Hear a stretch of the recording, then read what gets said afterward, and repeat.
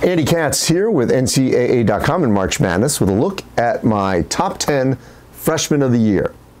Let's start at number 10. Now, I want to qualify this by saying winning matters, and that's why you'll see who I have in the top part of this list. Cole Anthony at number 10 of North Carolina. Early in the season, he could have been number 1. Was out for a long stretch, came back.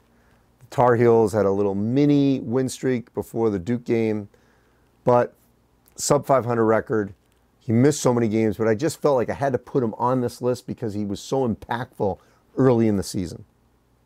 At number 9, ultimately a player could be the number 1 draft pick, but it's Anthony Edwards from Georgia.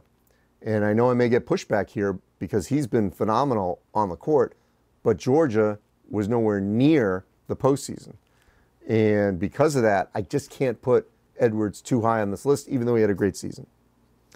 The same is true with Isaiah Stewart of Washington. Once again, early in the season, looked like the National Freshman of the Year. But Washington was toward the bottom of the Pac-12.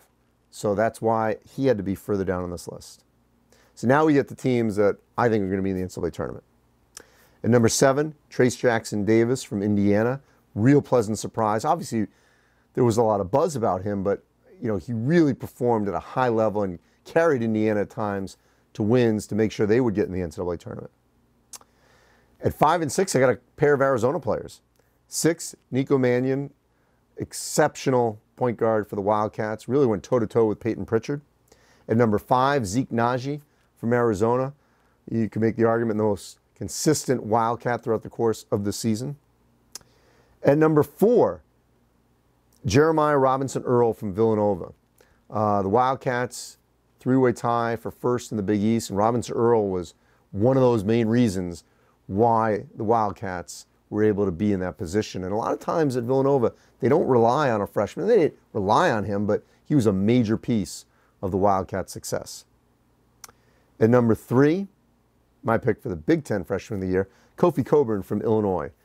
Just took up so much space, handled everything, all the double teams and all the attention. When he was on, he was extremely tough to stop inside, rim protector, ran the floor well, and an amazing attitude. Such a great, infectious energy. And number 2, Onyekwe Okongwu from USC. USC's, I think, going to make the NCAA tournament, and Okongwu is maybe the reason why. By far the most consistent player for the Trojans. They could count on him inside.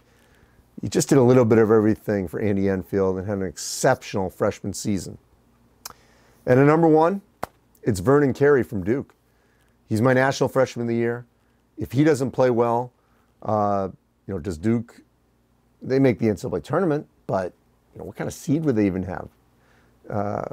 Would they even be the 4th team in the ACC? No. I mean, he was by far their most impactful player, not named Trey Jones, a player that could change the game, that they could throw the ball into and draw those double teams and would finish at the rim. And, he really ended up being,